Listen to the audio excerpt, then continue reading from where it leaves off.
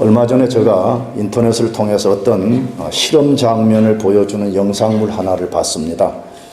그런데 이 영상물은 사람들이 재난을 만났을 때 혹은 재난과 같은 위기 상황을 만났을 때 나타내는 반응을 연구하는 것입니다. 어떻게 반응하는가, 이것을 연구하는 것이었는데, 연구자들은 실험 대상자들의 반응을 살피기 위해서 미리 약속한 사람들이 있었습니다. 짠 거죠, 일종의. 약속한 사람들에게 재난 상황이 발생해도 절대 피하지 말고 그냥 아무렇지 않은 것처럼 행동하라, 이렇게 미리 다 짰습니다.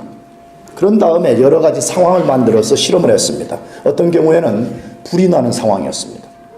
어떤 경우에는 지하철에서 갑자기 큰 사고가 나는 것, 어떤 경우에는 세월호와 같이 배가 침몰되는 상황을 만들었습니다. 그런데 흥미로운 사실은 실험 대상자들이 재난의 상황에서 뭔가 이게 잘못되었구나 판단을 하면서도 대피를 안 하는 것입니다. 왜? 이미 주변에 짠 사람들이 아무렇지 않게 가만히 있으니까 분명히 자기는 지금 뭐가 잘못됐다고 생각을 하는데 사람들 아무도 움직이지 않는 것입니다. 그래서 피하지 않고 그 자리에 머물러 있다가 사고를 당하는 이런 실험을 한 것을 보았습니다. 왜 사람들은 그렇게 반응할까요? 분명히 자기가 상황을 판단한 것이 옳음에도 불구하고 많은 사람들의 판단과 반응이 자기의 판단보다 더 옳다고 생각하기 때문에 내가 분명히 뭐가 좀 위험한데 그런데 많은 사람들이 꼼짝도 안 하는 것입니다. 그러므로 내가 뭘 좀 잘못 생각하고 있나? 라고 생각해서 움직이지 않다가 사고를 당하는 경우가 많다는 것입니다. 이 진리와 관련해서도 그렇습니다. 진리라는 것은 이 세상의 하나님의 말씀입니다. 다시 말하면 시간과 공간을 초월해서 반드시 그대로 되는 것입니다. 그런데 사람들이 진리를 잘 안 믿습니다. 믿으라 해도 안 믿습니다. 왜 사람들이 진리를 안 믿는 것 같습니까? 많은 사람들이 따르지 않는, 많은 사람들이 그 진리, 그거 종교인들이나 하는 것이지 진리가 무슨 밥 먹여주냐? 그 풀 뜯어먹는 소리 하지 말라 라는 식으로 반응하니까 사람들이 하나님의 진리를 안 믿으려는 경향이 굉장히 강합니다. 왜 사람들은 하나님의 약속을 잘 믿지 못할까요? 하나님은 성경을 통해서 많은 약속을 해주셨습니다. 하나님이 우리에게 약속을 해주셨습니다. 너희들이 만일에 내 말과 이 말을 준 하나님 나 자신을 믿게 되면 의롭게 된다라고 말씀했습니다. 지난주에 다루었듯이 우리가 하나님과 그의 말씀을 믿으면 의롭게 되는 것입니다. 의롭게 되는 것은 모든 인간에게 가장 긴급한 것이고 가장 절박한 것입니다. 여러분 오해하고 들을 필요 없습니다. 박사학위를 받는 것이 여러분 인생에 절박하고 중요한 것이 아닙니다. 여러분 이 세상에서 여러분 자아를 성취하는 것이 인생에 절박하고 긴급한 것이 아닙니다. 하나님 앞에서 의롭게 되는 데 있습니다. 나가서 우리가 예수님을 믿으면 하나님의 자녀되는 권세를 갖게 된다고 성경이 말씀합니다. 영접하는 자, 곧 그 이름을 믿는 자들에게는 하나님의 자녀가 되는 권세를 받았다라고 말씀합니다. 여러분 하나님의 자녀된 권세를 받는 것보다 강력한 파워가 어디에 있겠습니까? 나아가서 우리가 예수님을 믿게 되면 하나님의 철저한 보호를 받아서 더 이상 악한 영들이 우리 영을 지배하지 못하게 되고 우리는 거룩하신 하나님의 보호 아래 살게 되고 더 나아가서 우리 인생이 어디로 갈 바를 알지 못하는 상황 속에서 하나님이 우리를 가이던스해서 우리 인생을 천국에 가는 그날까지 하나님 인도해 주신다고 약속합니다. 더 나아가서 하나님이 자기 백성들의 필요를 채우시는 공급자가 되셔서 우리가 하나님의 공급 속에 살 수 있다고 말씀하고 있습니다. 나아가서는 우리 인생의 가장 중요한 것 천국에 들어간다고 말씀하고 있습니다. 할렐루야. 여러분 이것보다 위대한 일은 세상에 아무것도 없습니다. 우리가 그 약속을 만일에 믿는다면 더 이상 염려와 낙심 가운데 사는 기독교 무신론자들이 되지 않을 거라고 생각합니다. 저는 금요 예배 때도 대학부 친구들에게 말씀드렸지만, 저는 예전에 이거 못 깨달을 때는 저도 세상 사람도 비슷했습니다. 그냥 교회는 다녔지만 기독교 무신론자였습니다. 하나님을 이론적으로는 인정하지만 실제 내 삶에 하나님이 나의 의가 되어 주시고, 하나님이 나에게 강력한 권세를 주시고, 하나님이 나를 보호하시고 인도하시고 공급해 주신다는 사실이 잘 믿어지지 않았습니다. 그러나 어느 순간에 신앙에 철들었을 때 이 사실이 믿어지게 됐습니다. 그렇기 때문에 지금은 그때보다 훨씬 두려워하지 않습니다. 저도 인생을 살다가 보면 이런저런 어려움, 또 염려, 두려움들이 있습니다. 그러나 예전에 신앙에 철없을 때처럼 그렇게 두려워하지 않고 살고 있습니다. 왜 하나님의 약속에 대해서 사람들은 강한 확신을 갖지 못할까요? 왜 사람들은 하나님을 믿는다고 말하면서도 강한 확신 가운데 거하지 못하느냐는 것입니다. 하나님에 대한 무지와 의심 때문에 그렇습니다. 하나님에 대해서 모릅니다. 사람들은 하나님에 대해서 잘 알고 있는 것처럼 자기 스스로를 속이고 있습니다. 그러나 많은 경우에 하나님에 대해서 굉장히 우리가 무지합니다. 근데 성경은 하나님에 대해서 무지함이 죄라 그렇게 말씀합니다. 하나님에 대해서 모르니까 우리가 의심하게 됩니다. 하나님이 우리에게 많은 약속을 해 주셨지만 과연 그것들을 성취할 수 있는 능력이 있는지에 대해서 의문을 품는 것입니다. 우리를 향한 약속이 크면 클수록 그런 의심은 더 커지는지 모릅니다. 왜 그런 것입니까? 우리 자신들의 생각과 판단을 가지고 하나님을 제한시키는 것입니다. 그렇기 때문에 수많은 약속이 주어졌지만 약속이 성취되는 것을 보지 못하는지 모릅니다. 최근에 우리가 지금 계속 성경을 통해서 만나는 아브라함도 하나님의 약속에 대해서 확신을 갖지 못한 부분이 있었습니다. 오늘 본문이 그것을 소개하고 있습니다. 아브라함은 아들이 없었고 나이가 많아졌을 때 하나님이 앞으로 자녀를 주겠다고 하실 때 그것을 믿었습니다. 하나님과 그 약속을 믿을 때 하나님이 아브라함을 의롭다고 해 주셨습니다. 그런데 본문 7절을 보면 하나님이 아브라함에게 살고 있는 땅도 기업으로 주겠다고 하실 때 강한 확신을 갖지 못했습니다. 왜 그렇죠? 왜 땅 준다라고 하나님이 말씀하실 때는 확신 갖고 예 알겠습니다 하지 않고 의심했을까? 어떤 학자들은 그건 의심이 아니라고 말하는데 어쨌든 더 좋게 말하면 강한 확신을 갖지 못했을까 하는 것입니다. 그 이유는 하나님이 주시겠다고 하신 땅, 즉 아브라함이 현재 살고 있는 가나안 땅에는 이미 10부족이 오래전부터 살고 있었기 때문이었습니다. 그래서 아브라함은 확신을 갖지 못하고 어떻게 그것이 가능할 수 있겠냐고 생각하는 것입니다. 아니, 이게 아무도 안 사는 땅이 아니고 이미 10부족이나 살고 있는데 어떻게 이것이 나와 나의 후손들의 땅이 될 수 있는가라고 생각했습니다. 그때 하나님께서 하나님 자신이 약속한 것을 반드시 이루어 주시겠다고 아브라함에게 언약을 맺어주셨습니다. 내가 한 이거 반드시 이루어질 것이다 라고 하나님이 언약을 맺어주셨습니다. 이 사건을 통해서 우리가 우리에게 주신 하나님의 약속에 대해서 어떻게 확신을 가질 수 있는지를 알려주고 있습니다. 언약 맺는 과정 속에서 하나님이 아브라함에게 어떻게 너가 내 약속을 확신해도 좋다라는 것을 가르쳐 주셨는데 그걸 통해서 오늘 우리들에게 가르쳐 주시는 거예요. 우리가 하나님의 약속을 붙들 때 우리가 그 약속을 의심하지 않고 우리가 강하게 믿고 확신할 수 있는 원리를 우리들에게 알려주고 있습니다. 그렇다면 어떻게 하나님의 약속에 대해서 확신을 가질 수 있는가 하는 것입니다. 첫 번째로 하나님의 약속이 확신되지 않을 때 확신을 주시도록 담대히 구해야 됩니다. 우리가 신앙생활 하다가 보면 하나님의 약속을 우리가 받았지만 확신이 안 생깁니다. 그럴 때에 그냥 의심 속에 머물지 말고 하나님께 그 약속을 구하면서 하나님 나에게 담대함을 주십시오. 확신을 주십시오. 라고 기도해야 된다 그 말이죠. 근데 그것을 어디서 소개해요? 오늘 15장 7절 8절에 보면 또 그에게 이르시되 나는 이 땅을 내게 주어 업을 삼게 하려고 너를 갈대아 우르에서 이끌어낸 여호와라. 그가 가로되 주 여호와여 내가 이 땅으로 업을 삼을 줄을 무엇으로 알리까? 라고 말씀하고 있습니다.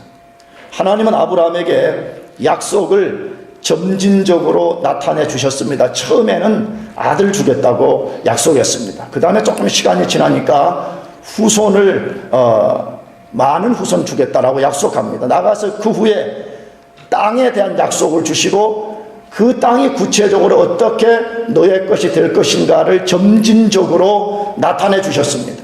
아들과 후손에 대한 약속을 하시고 그 후에 땅에 대한 약속을 구체적으로 하시는 이 방법을 통해서 하나님이 아브라함에게 자기의 뜻을 계시해 주셨습니다. 그런데 이 둘이 매우 중요한 계시라는 것입니다. 이 두 가지 아들과 땅에 대한 계시가 아브라함과 나가서 하나님의 역사에서 매우 중요한 계시였습니다. 아브라함의 후손의 핵심은 예수 그리스도를 이 세상에 보내시는 것이었습니다. 나가서 땅은 예수 그리스도가 오시도록 이스라엘 민족의 삶의 터전을 만들고 그곳에 예수 그리스도가 실제로 오시도록 하는 것이기 때문에 매우 중요한 약속이었습니다. 이걸 조금 신학적으로 말하면 하나님이 땅을 주겠다고 한 약속의 땅은 후속사가 실행되는 장이었습니다. 나가서 이 땅은 그걸로만 멈추지 않고 히브리서를 읽어보게 되면 장차 하나님의 백성들이 얻게 될 천국의 그림자로서 보여주신 것이었습니다. 그래서 하나님이 이제 너가 장차 땅을 얻게 될 것이라고 말씀했습니다. 그런데 아브라함은 그 약속에 대해서 확신을 갖지 못했습니다. 자신의 눈으로 보기에 하나님의 약속이 쉽게 실현될 것처럼 보이지 않았기 때문입니다. 그래서 하나님께서 내가 이 땅으로 업을 삼을 줄을 무엇으로 알리까? 라고 물었습니다. 하나님 분명히 이 땅 주겠다 그러니까 아브라함 확신이 안 생겼어요. 그래서 아브라함이 하나님께 하나님 그렇다면 이 땅을 진짜 내 기업으로 주신다는 것 내가 어떻게 알 수 있지요? 그렇게 물은 겁니다. 이걸 다른 말로 하게 되면 증거 요구한 거예요. 하나님 나에게 증거를 보여주십시오. 하나님 그렇게 하신다는 에비던스를 나에게 보여주십시오 라고 아브라함이 애석한 것입니다. 그때 하나님께서 아브라함을 책망하지 않았습니다. 야 이 불신자야, 아니 그렇게 안 믿어지냐?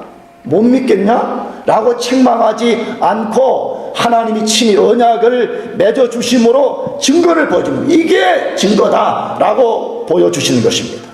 하나님은 아브라함이 묻고 증거를 요구한 것을 나쁘게 여기지 않으셨음을 우리가 발견할 수 있습니다. 저는 오히려 이 본문을 읽을 때 아브라함이 그렇게 요구할 때에 오히려 하나님이 좋게 여기신 것 같아요. 그래? 그러면 내가 증거를 너에게 보여주겠다라고 하신 것처럼 비춰져요. 왜 그렇게 하셨을까? 왜 하나님이 책망치 아니하시고 하나님이 오히려 그렇게 하는 아브라함을 인커러지 시켰을까요?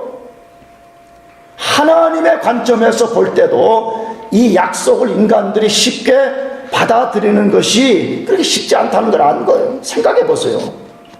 자기 나이가 다 들어서 임신할 수 있는 모든 기능이 중단돼 버렸어요.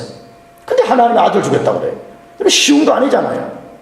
땅도 지금 자기 혼자 사는 가나안 땅이 아니라 이미 10족속이 살고 있다고 읽었잖아요. 우리 본문에 이미 10족속이 그 땅에 살고 있는데 그 땅을 하나님이 주시겠다 그러니까 이거 쉽게 받아들일 수 없었습니다. 하나님도 알았습니다. 아, 인간들이 내가 준 이 약속 쉽게 받아들일 수 없을 것이다. 하나님도 이해하셨던 것 같아요. 그래서 아브라함이 하나님 제가 그 약속을 믿기는 하겠는데요, 그럼 증거를 보여주십시오. 그럴 때 하나님이 책망치 아니하고 증거를 보여주셨다라고 말씀하고 있습니다. 하나님 이거 증거를 보여주십시오. 나에게 확신을 주십시오. 그렇게 할 때 하나님도 그것을 좋게 여기셨답니다. 성경을 읽어보게 되면 성경에 나오는 인물들 중에 하나님이 어떤 것을 약속하실 때 아브라함처럼 증거를 요구하는 사람들이 여러 명 있습니다. 하나님 이거 해주시겠다. 그래요 하나님? 좋습니다. 그럼 하나님의 증거를 보여주십시오. 그렇게 한 사람이 있습니다. 구약에는 보면 그 증거를 요구한 사람이 사사기서 6장에 나오는 기드온이었습니다. 나가서 열왕기하 20장에 나오는 히스기야라는 왕이었습니다. 근데 오늘 시간이 없으니까 우리 히스기야만 대해서 살펴보려고 그러는데, 이 히스기야라는 왕은 상당히 괜찮은 왕이었습니다. 남유다의 왕이었었는데 유다 왕들이 엉망이었습니다. 근데 그 중에 히스기야가 그나마 괜찮았습니다. 굉장히 하나님 앞에서 잘 시작을 했습니다. 근데 어느 날 질병이 걸려서 죽게 되었습니다. 근데 그 열왕기하 20장에 질병이 걸려 죽게 되었다는 것은 역대기에 가서 보면 왜 그가 질병이 걸렸는지를 소개했는데 마음이 교만했더라고 되어 있습니다. 처음에 시작할 때는 겸손하게 시작했다가 마음이 교만해져서 하나님 대적하는 상태까지 간 거죠. 그러니까 하나님께서 히스기야를 쳐서 히스기야가 죽게 되었다고 되어 있습니다. 여러분, 교만하면 안 됩니다. 아멘. 겸손하게 해요. 난 청년들이 얼마나 교만한지 압니다. 저도 청년기를 거쳐와서. 여러분, 하나님 앞에 쓰임 받지 못하는 대표적인 사람은 교만한 사람입니다. 뭘 교만할 게 뭐 있죠, 우리가 하나님 앞에서? 우리가 진짜 하나님 앞에 교만할 게 뭐가 있어요?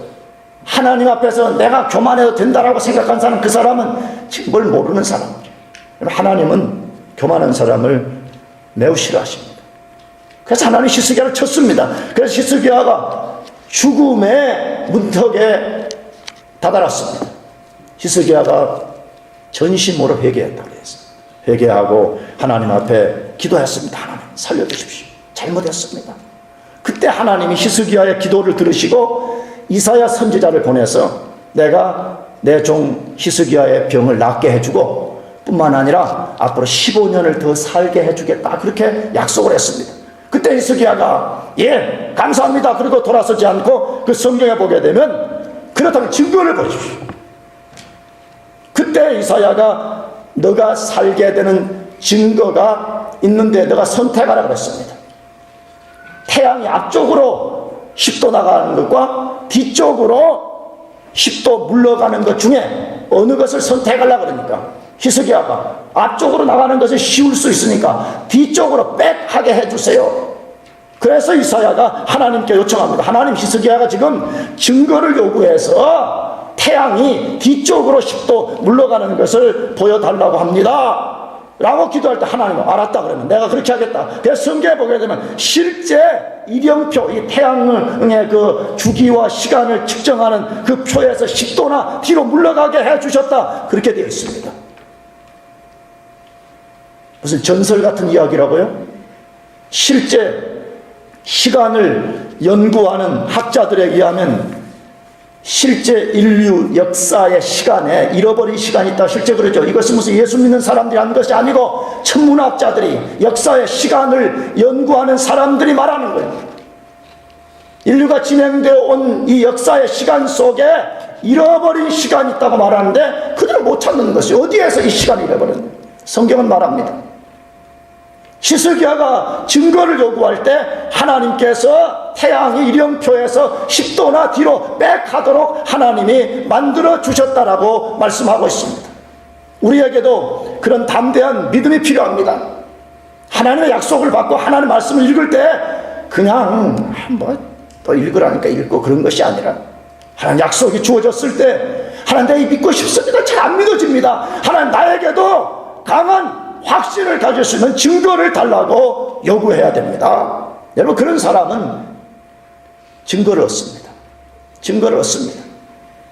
내가 자주 간증했지만 난 처음에 성경을 이런 식으로 배운 것이 아니고 하나님을 이런 식으로 배우지 않았기 때문에 예수를 믿으려고 결심했을 때에 예수를 믿으면 하나님을 보는 것이라고 생각했습니다. 그래서 하나님을 보여달라고 했습니다.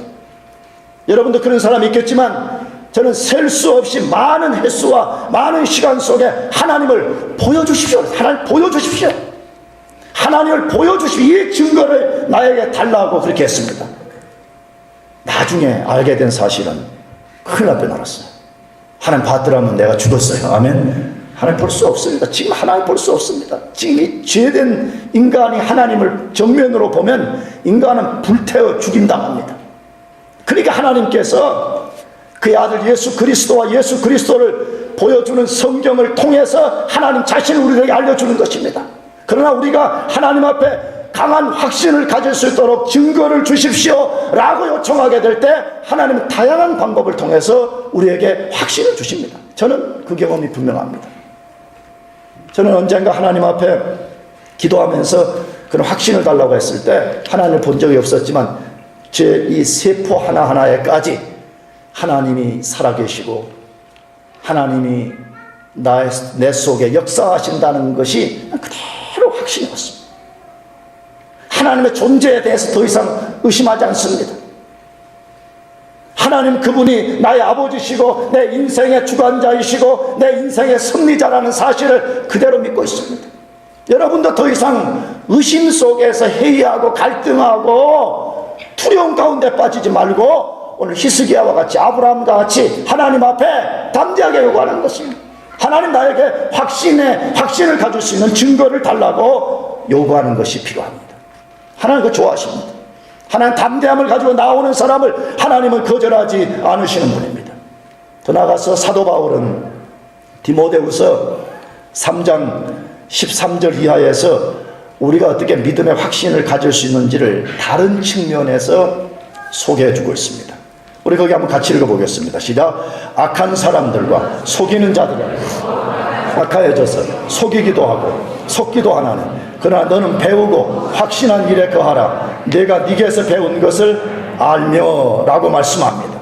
사도 바울이 하나님의 계시를 통해서 이 성경을 기록했는데 하나님 모르는 사람들의 특성을 먼저 소개합니다. 하나님 모르는 사람들의 특성, 그 사람들을 성경은 악한 사람들이라 그렇게 말씀합니다. 하나님 밖에 사는 사람은 세상 관점에서 선한 사람일지 몰라도 절대적인 하나님의 눈빛 아래서는 악한 사람이요, 사무엘서 말씀대로 하게 되면 불량자로 살고 있는 것입니다. 그런 악한 사람들의 특성은 뭐라고 말씀합니까?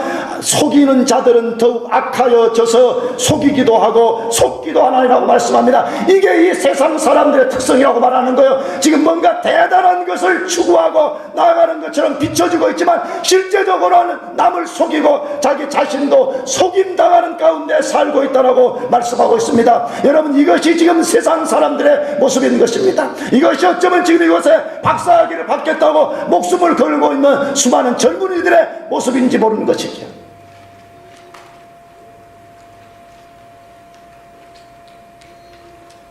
하나님 말씀합니다. 그러나 너는, 세상 사람들은 그렇게 살고 있지만 너는, 너 자신은 첫째 뭐하라고요? 배우고. 너는 배우고 뭐하는 일에 거하라? 확신한 일에 거하라 라고 말씀하거든요. 우리가 어떻게 하나님 앞에서 어슈어런스를 가질 수 있어요? 하나님이 살아계시고 하나님께서 내 인생의 주관자이시고 하나님이 내 인생의 길을 이끄신다는 이 확신을 우리가 어떻게 가질 수 있다고 말해요? 너는 뭐 하라고요? 배우라고 말씀합니다. 뭘 배우라는 거죠? 이 디모데후서 3장의 컨테스트는 성경입니다. 부지런히 성경을 배우라고 말씀하고 있습니다. 성경을 배우게 될 때에 우리가 확신한 일에 거한 삶을 산다는 거예요. 확신할 뿐만 아니라 확신 가운데 어바이드, 그 속에 살게 돼. 그렇게 담대해져요. 그러니까 예수 믿고 사는 것이 너무 좋은 거예요. 한 달 전에 내 친구 목사가, 아주 친한 친구 목사가 있는데 찾아왔어요. 그래, 우리가 서로 새벽 기도에 대해서 이야기를 하면서 그 친구가 그런 이야기 하더라고. 장 목사, 이제 나는 새벽 기도가 이제 짐이 아니라 즐거움이 됐다고 그러더라고. 나도 그 말이 뭔 말인가 너무 와닿는 거예요. 예전에 여러분처럼 젊고 그럴 때는 정말 새벽 기도가 고통이었어요. 저는 여러분 굉장히 많이 이해합니다. 왜냐하면 나도 여러분 똑같은 과정을 겪었기 때문에. 다만 목사가 좀 더 열심히 하라고 자꾸 격려하고 책찍질하는 거죠. 저는 전도사 때 좀 부끄럽지만 말이에요. 이 전도사 참 1호봉 때, 전도사 1호봉 때 얼마나 관록 있는 분들이 보면 허접하겠어요. 그러니까 새벽 기도를 이제 일부러 담임 목사님이 훈련시키려고 돌아가면서 시켜요.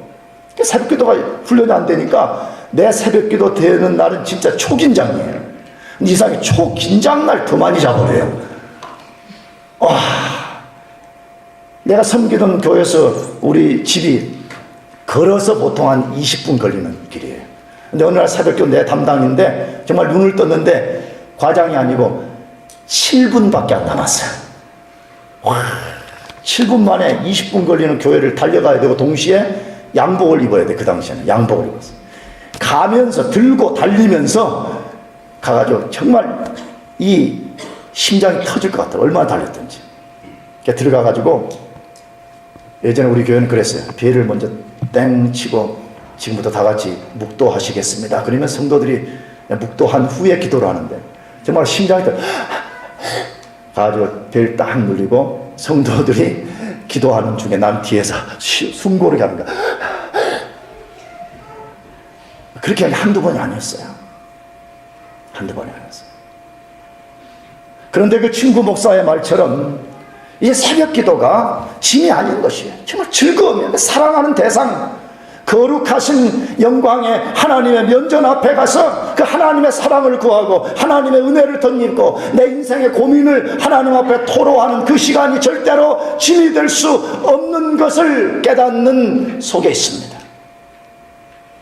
우리가 하나님 말씀을 배우게 될 때에 우리가 확신한 일에 거하게 된다라고 말씀하고 있습니다. 여러분 부지런히 성경을 배우시기를 바랍니다. 성경을 알게 되면 성경은 살아있고 좌우에 날선 어떤 검보다 예리하기 때문에 이 말씀 우리 속에 역사해서 우리가 확신을 갖게 만들어줍니다. 성경을 잘 보세요. 내가 많이 인용했던 로마서 10장 17절 믿음은 들음에서 나며 들음은 그리스도의 말씀으로 말미암다 그렇게 되어 있습니다.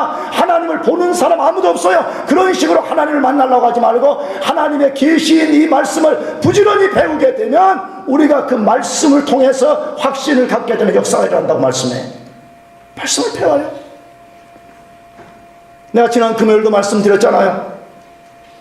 다윗과 같이 여러분들의 하나님 말씀을 가득 채워요. 암송해서 채우고 묵상해서 채우고 성경을 공부해서 채움으로써 세츄레이션, 스펀지에 물이 가득 채워져서 손끝으로 스펀지를 탁 치면 물이 쫙 흘러나오는 것 같이 여러분의 입을 열면 하나님 말씀이 나오고 여러분의 가치관과 여러분의 이상과 모든 것이 하나님 말씀에 지배되는 그런 삶을 살아야 되는 것입니다. 정말로 여러분이 신앙의 확신을 갖고 싶다면 성경 말씀을 공부해야 되는 것입니다. 성경을 배우십시오. 그러면 여러분 속에 불같은 확신이 생겨서 어떤 절망적 상황에도 절망하지 않고 그 절망적 상황보다 크신 하나님을 의지할 수가 있습니다.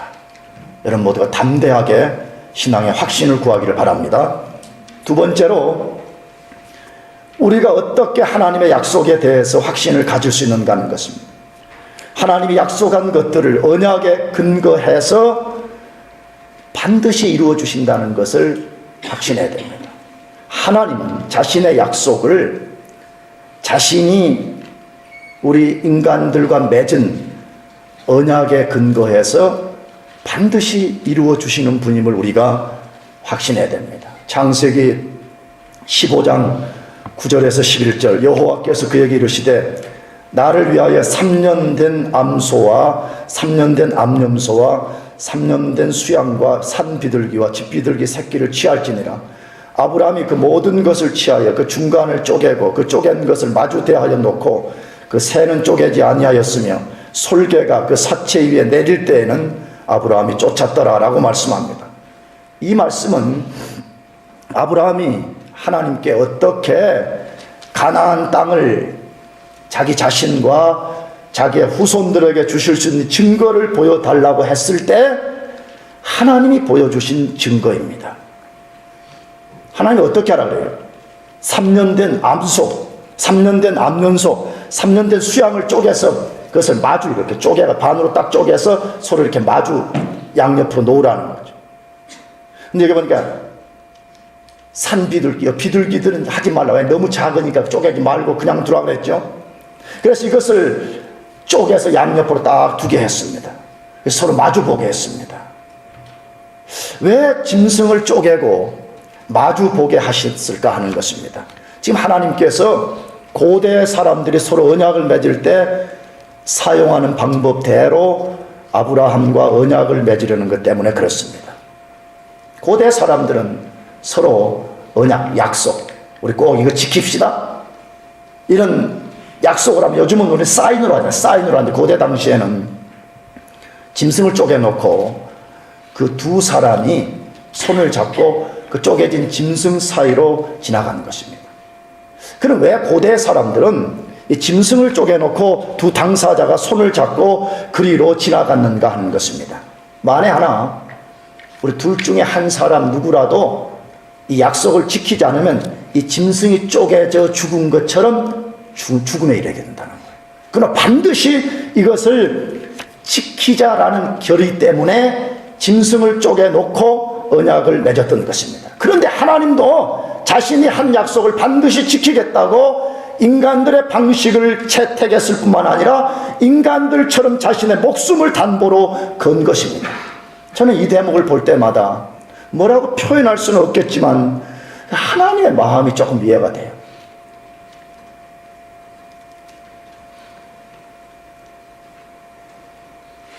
도대체 인간들이 무엇이기에 인간들에게 약속을 주시고 약속을 성취하기 위해서 하나님이 그토록 열심을 품었냐는 것입니다. 이 장면을 보면 우리 인간들이 얼마나 죄로 인해서 타락해버렸는가를 여실히 보여줍니다. 하나님이 그토록 수많은 말씀, 수많은 증거를 보여줘도 안 믿기 때문에 창조주이신 하나님께서 인간의 방식들을 취하여서 다시 말하면 하나님 자신의 약속을 인간의 눈높이에다가 맞추고 계시는 것을 보여주고 있습니다. 하나님은 영원하신 분입니다. 하나님은 죽을 수 없는 분입니다. 그럼에도 불구하고 하나님이 인간들에게 내가 반드시 약속을 지켜주겠다고 하는 증거로서 자기 목숨을 담보로 건 거예요. 인간들도 약속 안 지키면 짐승 쪼개져 죽듯이 내가 만일에 아브라함 너에게 준 약속을 안 지킨다면 내가 이 짐승처럼 쪼개져 죽을 것이라고 하나님이 자기 목숨을 담보로 지금 걸고 있는 것입니다. 저는 이 장면을 보면서 하나님이 이렇게 하셨음에도 불구하고 하나님을 거부하는 사람들, 하나님을 믿지 않는 사람들, 그 사람들의 운명이 어떻게 될 것이 너무 자명합니다. 저는 오늘 또 어느 글 하나를 읽었는데 아침에 교회 오기 전에 지옥을 말하는 목사를 싫어하는 사람, 왜 자꾸 교회 가면 지옥을 말하는, 지옥을 말하지 말고 우리 모두가 함께 더불어 사는 인류를 꿈꾸는 그런 말을 하자는 것이 좋은 말인 것 같지. 그러나 하나님이 지옥을 만드시고 하나님 자신의 공의 때문에라도 반드시 지옥을 통해서 자신의 공의를 실현해내는 거죠. 왜? 이렇게까지 하나님이 자기 목숨을 담보로 걸면서까지 우리에게 약속을 주시고 너희들이 그 약속을 믿는다면 너희들 삶에 놀라운 의가 생기고 놀라운 하나님의 공급하심과 인도하심이 있다라고 말씀함에도 불구하고 저는 필요 없어요. 저는 그냥 지옥 가면 지옥 갈래요. 여러분, 지혜가 얼마나 강력한지를 알아야 됩니다. 사람들은 뭐 지옥 끝까지 가면 가지라고 생각합니다. 나는 지옥 갔으면 갔지, 나는 하나님 말씀을 안 믿겠다고 하는 사람들이 있습니다. 그렇기 때문에 하나님이 그 공의를 실현하기 위해서라도 그런 사람들의 운명은 지옥 가는 것이 당연한 것입니다. 하나님은 십자가에서 자신의 아들을 죽이고 그의 피를 통해서 그리스도를 믿는 모든 사람들과 언약을 맺었습니다. 아브라함 때는 언약의 방식이 십자가가 아니었습니다. 구약 이스라엘 백성들은 짐승의 피를 가지고 하나님과 언약을 맺었습니다. 그러나 오늘 우리는 예수 그리스도의 피로서 언약을 맺었습니다. 그러므로 그리스도를 믿는 사람들은 아브라함이 가졌던 언약보다 더 강한 언약을 가지고 있습니다. 이스라엘 백성이 가졌던 언약과 비교할 수 없는 영원한 언약을 가지고 있습니다. 그리스도를 믿는 사람들은 하나님의 언약, 하나님의 약속이 반드시 이루어질 것을 확신해야 됩니다. 왜? 하나님이 언약을 통해서 주셨기 때문에. 자기 목숨을 담보로 하고 자기 아들의 피로써 언약을 맺어서 우리에게 준 약속이기 때문에 우리가 이것을 확신해야 됩니다. 믿어야 됩니다. 여러분의 느낌이 어떠하든지, 여러분의 상황이 어떠하든지, 여러분의 삶의 결과가 어떠하든지 하나님의 약속을 믿고 확신해야 됩니다. 여러분 꼭 그렇게 해요. 살다가 보면 순간순간 의심이 찾아올 수가 있습니다. 그럴 때 자기 내면을 들여다보면 안 됩니다. 여러분 신앙생활은 자기 내면을 들여다보는 것이 아닙니다. 내 의심이 찾아올 때에 자기 목숨을 담보로 하신 하나님을 바라보는 것입니다. 우리의 영원한 언약을 맺어주기 위해 십자가에 피 흘려주신 예수 그리스도 그분을 바라보는 것입니다. 그래서 히브리서 13장 20절 이하에도 말씀합니다. 우리 같이 읽어보겠습니다. 시작. 양의 영원한 언약의 피로 죽은 자 가운데서 이끌어내신 평강의 하나님, 모든 선한 일에 너희를 온전케 하사 자기 뜻을 행하게 하시고 그 앞에 즐거운 것을 예수 그리스도로 말미암아 우리 속에 이루시기를 원하노라. 영광이 그에게 세세 무궁토록 있을지어다. 아멘. 여러분 이 말씀은 정말 우리가 금과 옥조처럼 여겨야 됩니다. 여러분 여기 이 말씀을 통해서 뭐라고 말씀해? 다시 한번 양의 큰 목자이신 우리 주 예수를 그랬지. 예수 그리스도는 우리의 영원한 목자입니다. 여러분의 진짜 목자는 여기 있는 목사가 아니라 예수 그리스도입니다. 믿습니까? 예수 그리스도입니다. 그 좋으신, 완전하신, 거룩하신, 완벽하신 그분이 여러분의 목자가 되시는 것입니다. 근데 그분이 뭐 해주셨다 그래요? 하나님이 예수 그리스도 안에서 뭐 해주셨다 그래요? 우리 주 예수를 영원한 언약의 피로, 영원한 언약, 그리스도의 십자가에 흘리신 그 피는 우리를 하나님 앞에 살게 하는 영원한 언약의 피라고 그래요. 영원한. 하나님 한 번 언약을 맺으시면 그 언약을 취소하지 않으시는 분입니다. 피로 죽은 자 가운데서 이끌어내신 평강의 하나님이 모든 선한 일에 너희를 온전케 하사 자기 뜻을 행하게 하시고 그 앞에 즐거운 것을 예수 그리스도로 말미암아 우리 속에 이루시기를 원하노라라고 말씀합니다. 하나님이 우리와 영원한 언약을 맺었습니다. 절대 취소되지 않는 이것을 맺으시고 하나님 우리에게 약속을 주셨습니다. 믿으면 의롭게 되고, 믿으면 우리가 하나님의 자녀가 되고, 믿으면 우리가 하나님의 보호를 받고, 우리가 믿으면 하나님의 인도와 공급 속에 살게 되고, 언젠가 하나님 우리를 부르시는 그날에 우리가 영광스러운 주의 나라에 들어가게 되는 날이 올 것이라고 말씀하고 있습니다. 그러므로 더 이상 의심하고 회의하고 불안하고 두려워 떨지 말고 아브라함처럼 담대하게 구하여 하나님 나에게 확신을 주십시오.